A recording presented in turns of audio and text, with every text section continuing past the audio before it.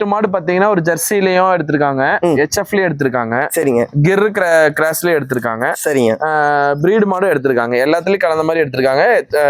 ஆவரேஜா ஒரு 20 லிட்டருக்கு மேல கெப்பாசிட்டில கேட்டிருந்தாங்க. சரிங்க, அதுக்கு தகுந்த மாதிரி அமைஞ்சிருக்குங்க 8 மாடும். சரிங்க. அக்காட்ட பேசலாமாங்க? பேசலாம். அக்கா வணக்கம்க்கா.